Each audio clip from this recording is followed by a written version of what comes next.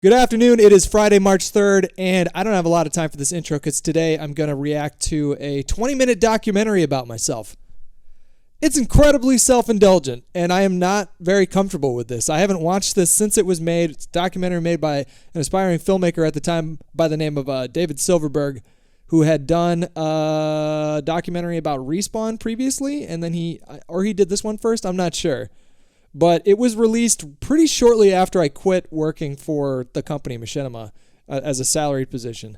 And I had enough of you guys ask for it in my ats on Twitter and in the comments on YouTube to react to a new video. I haven't done this in a little bit.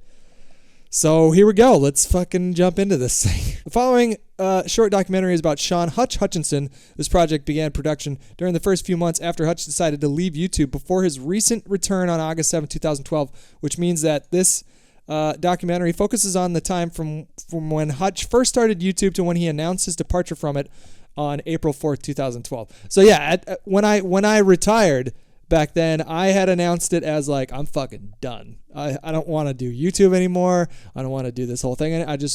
I'll go back to waiting tables. I don't give a shit. That was my mentality. Obviously, that didn't last too long. I was gone for about 6 months, I want to say.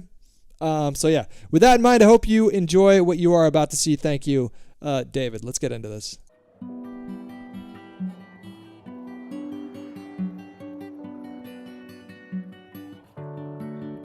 Hopefully I've made a few videos that I've been a part of a few videos that, to quote Wood on this one, made 5 minutes out of your day a little bit better over the last couple years. Hopefully you made some videos that made you guys laugh or you guys thought was awesome, and thanks. You meet a lot of people over the course of your life. The music. You see a lot of faces, you hear a lot of names. Most you forget. There are only a few that will ever really leave a lasting impression. Wouldn't it be something if one of those people was a complete stranger you met on the internet? Yeah, it's a long story.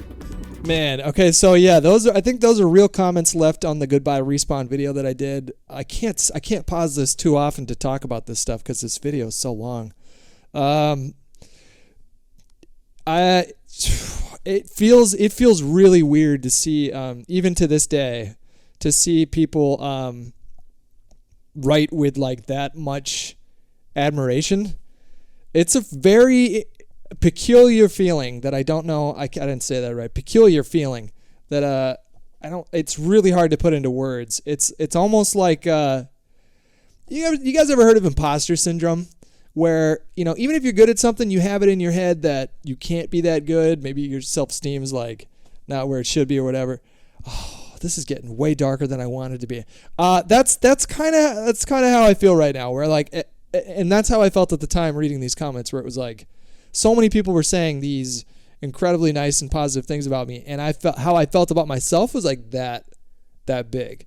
So it was like, I don't think I was ever in a place to really receive kind of these compliments.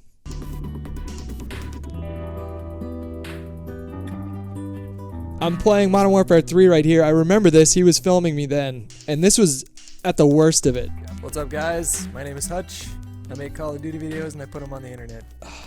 I even sound different. I feel like I sound different. The bags under my eyes. I really liked that little icon. So that was another thing that a viewer made for me. 4 years ago, Sean Hutchinson, or just Hutch for short, created his YouTube channel. He started this channel to have some fun as he noticed a few other users began uploading footage of their video gameplay. Hutch would begin doing the same, focusing on the first-person shooter Call of Duty. Hutch wasn't the first to start posting video game footage to YouTube, but he was the first to really stand out from the pack. While at the beginning, people were just uploading raw gameplay, voiceover soon followed. Rather than just show above-average game footage, some people began talking over their videos to explain what they were doing and how they were achieving such great scores. One thing that might help you guys out is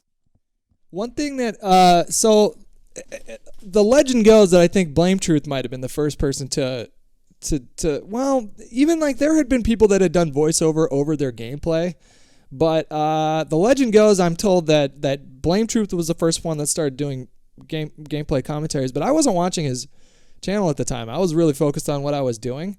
So I think it's one of those cases of parallel thinking, where it wasn't necessarily the most mind-blowing idea ever, but few people had thought to do it before, and because people like myself and Blame Truth and a bunch of other old school people thought about it before a lot of other people did, it put us in a pretty advantageous spot. Not sprinting all the time. I think some people have a habit of sprinting too much, and especially when you're sniping, it's a lot easier. When I get a kill, I like to sprint away from it because that dazzle capture card quality. This is where Hutch shined. It was immediately recognizable that he wasn't the stereotypical 12-year-old gamer with Cheeto dust under his finger. Oh, Hutch was little did he incredibly know. well-spoken and able to articulate his thoughts, ideas, and reasons for doing things in-game fantastically. Aww. And in a very humble fashion. Humble Never Hutch. thinking that he or what he was doing was a big deal. To him, he was just another guy on YouTube. What followed was a perfect storm of sorts. I don't know what I Likeable, thought. Relatable guy like Hutch, producing content of which only a handful of other people were doing at the time, on a game that was exploding in popularity. When people would look to the internet for helpful tips or just any content generally relating to Call of Duty, there was a chance a Hutch that video SEO would pop up. optimization, bro. It'll make you that money. After some time, Hutch had the most popular video game channel on YouTube.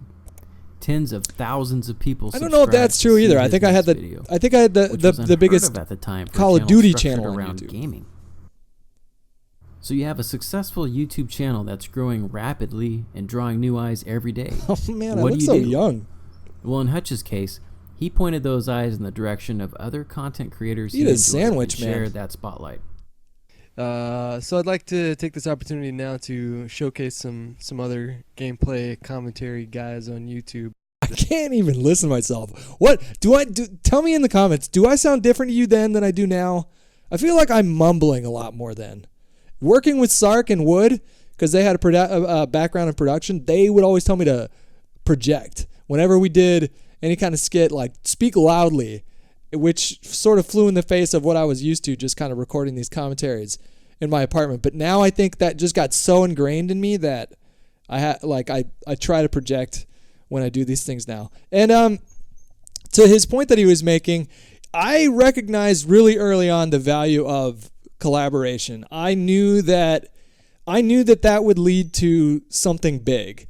And I thought to myself, like, well, I could try to make it on this YouTube platform, maybe even make a little bit of money doing it by myself, but it makes more sense to try and pull in other people, and there's a lot of really cool creative people that are making videos right now. Nanners was one of them, and so I had reached out to him and asked him to give me some of his gameplay, and I'd post it on my channel, give him a little exposure, and thus started the friendship, basically. Doing a really good job. And today I'm going to post a video for you guys by a guy named C-Nanners. And today I want to give you guys some gameplay from my buddy John, otherwise known as S&Ds. His YouTube is Sinwin. One of the funniest fucking guys you'll ever meet in your life. John went on to work for Twitch. Rifle, so hope you guys enjoy the video. In a pretty senior position. Okay, so this is take 2. And he's doing really well. Double commentary between Hutch and Only Use My Blade. You know what this reminds me I of, called him Brian? Only Use My Blade. What? Did you ever have an extremely awkward sexual experience where like it just didn't work out, and then like you take like a 10-minute break and try and come back to it? The sex mulligan. Although plenty popular in their own right, and well-deserved, there's some chance your first time meeting C-Nanners, S&Ds, aka Sinwin, Back or then. Only Use Me Blade, was through Hutch. Back then. not now.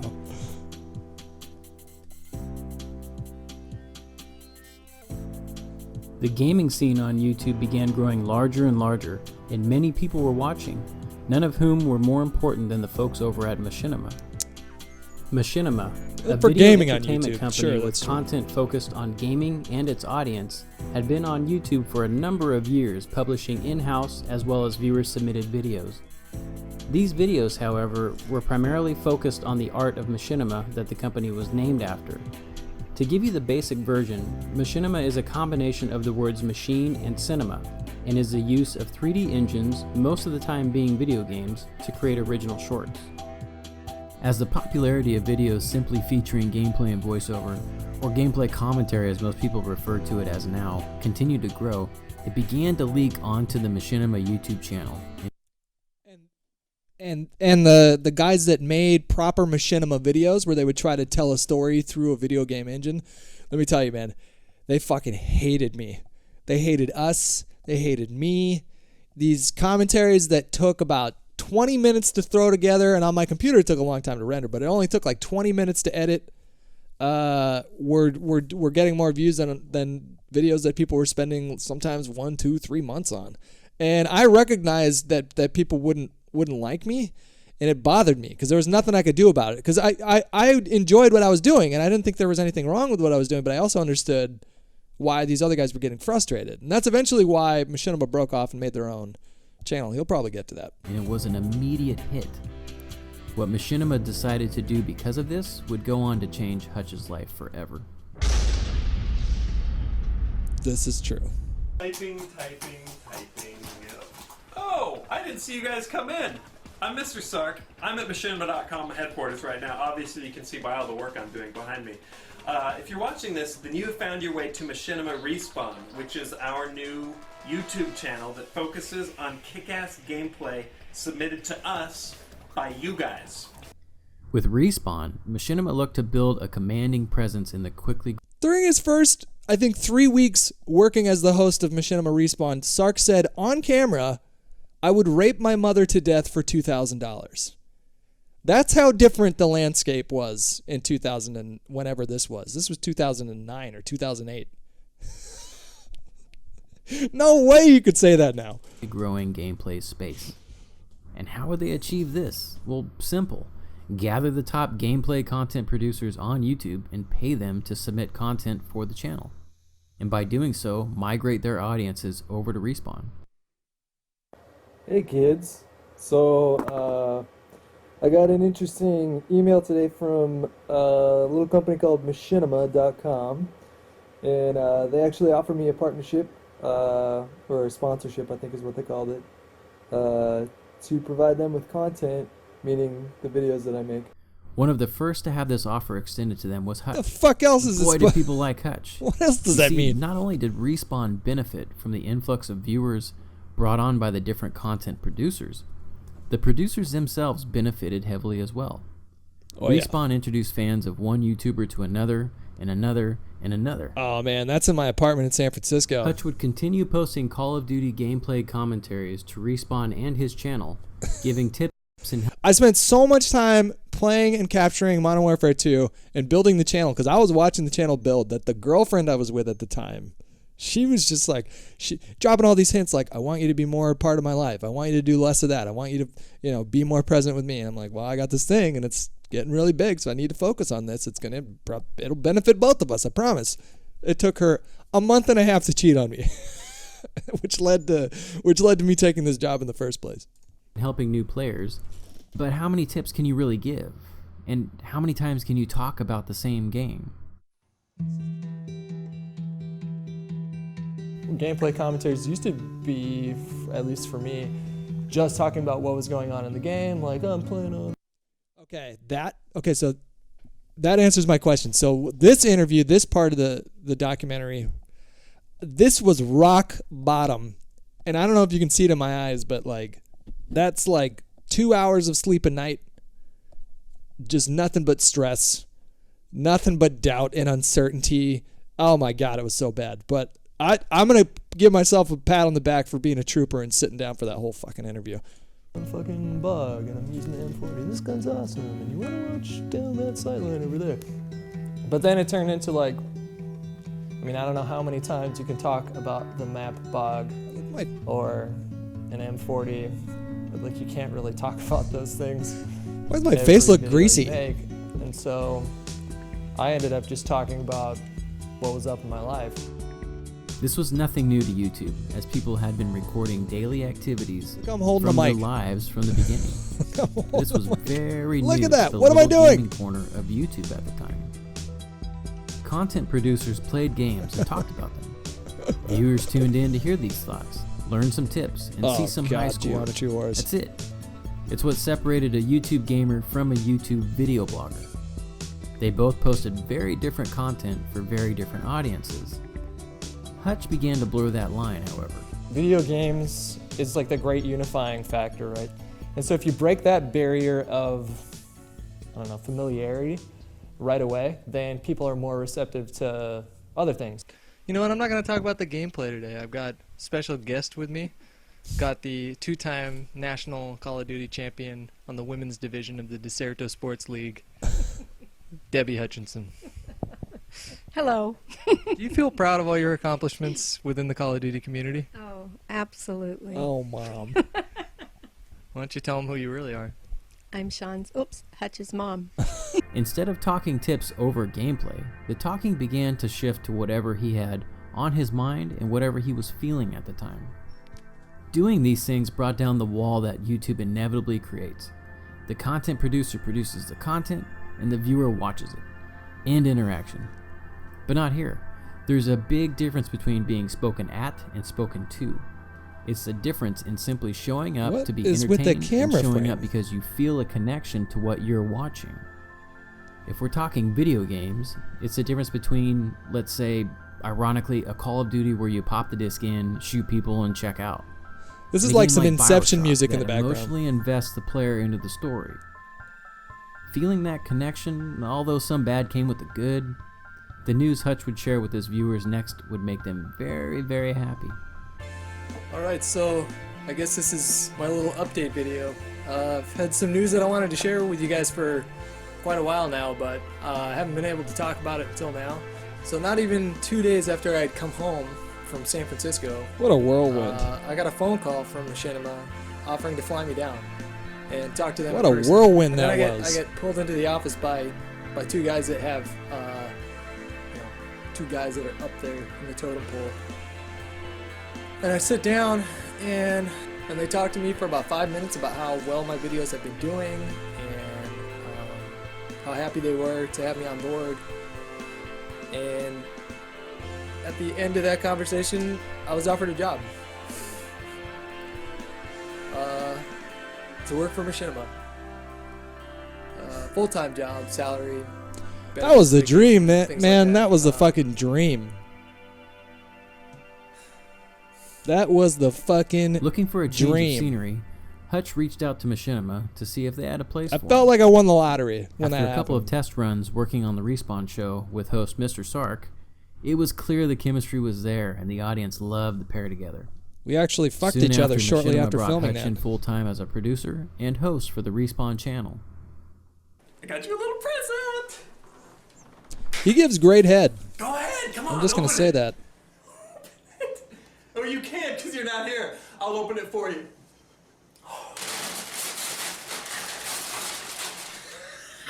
It's Hutch! It's Hutch! We did it! Yes! Now a part of the Machinima team, it was an entirely different world for Hutch. From producing simple videos in the comfort of his own home, he was now in LA and working in a professional production.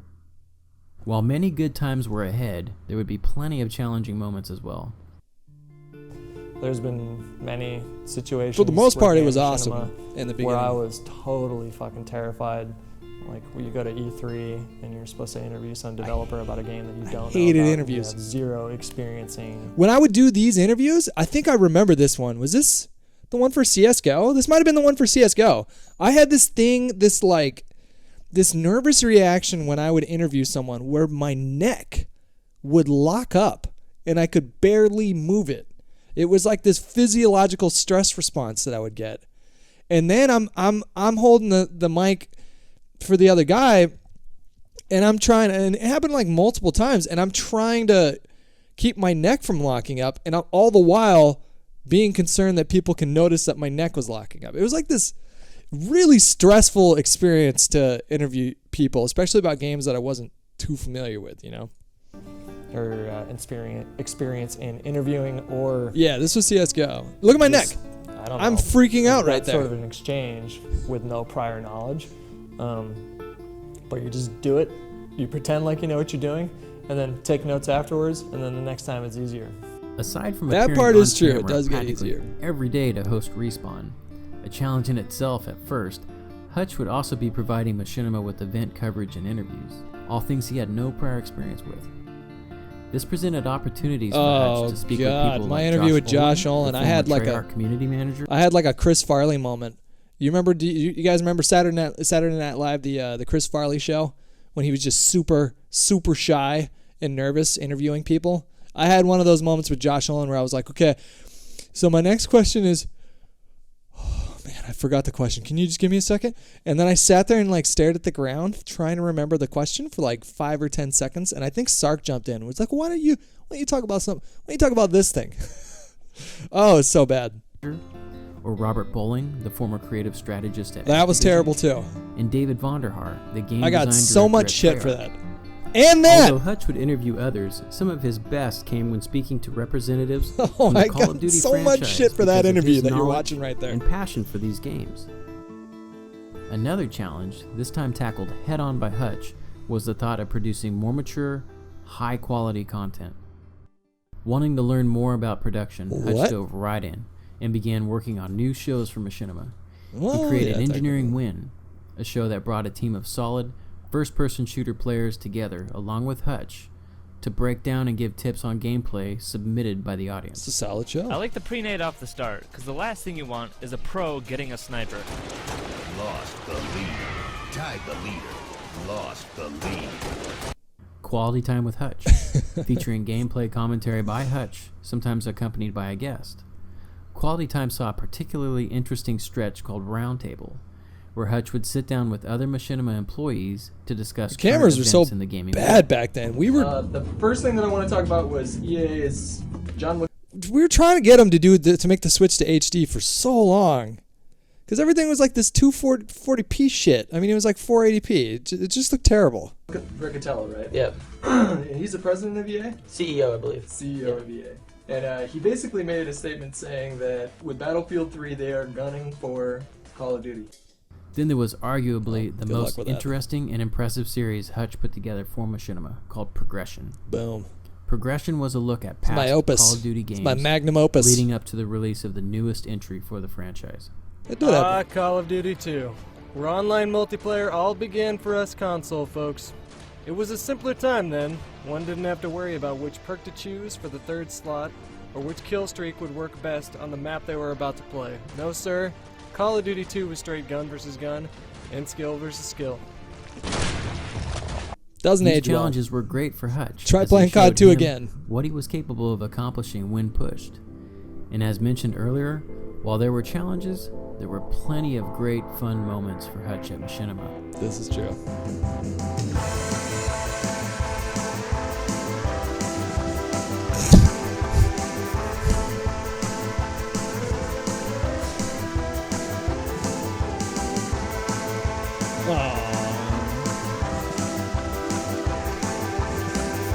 He fucked me up right here. Watch. He fucked me up. Look at that.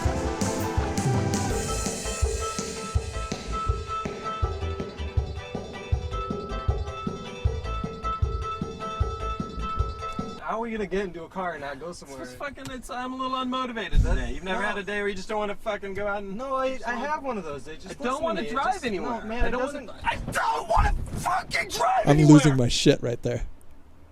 Yeah, let's stay. Let's just.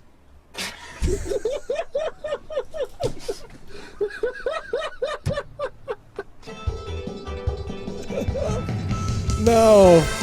No.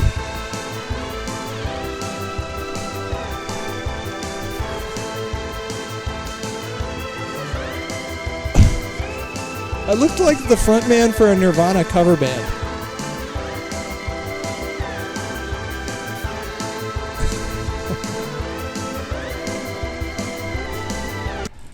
This fire is out of control. We're gonna burn this, burn it, I'll burn it. Fuck you, Borough. Oh, that soccer game was so fun, man.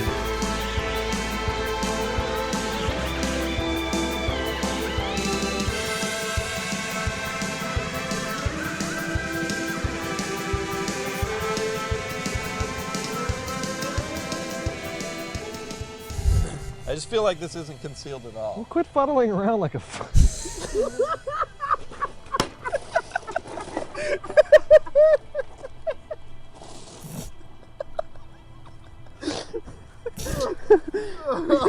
God, I expect you to say that.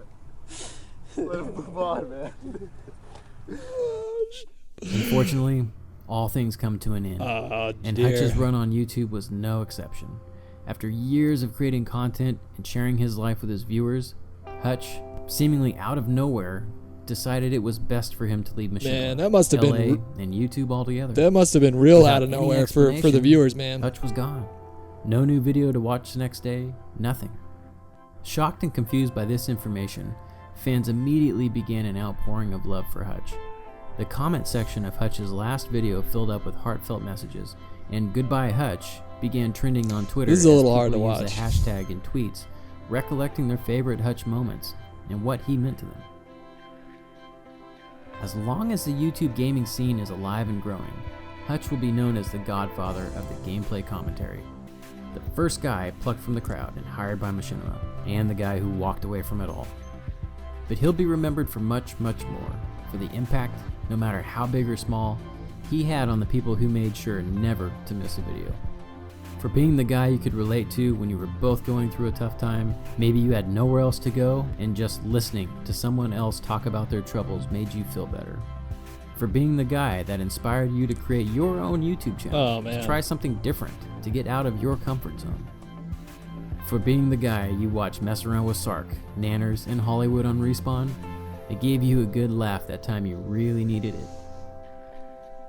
Over the course of a person's life, there are only a few people who will ever really leave a lasting impression. Wouldn't it be something if one of those people was a stranger you met on the internet? Yeah. Wouldn't that be something?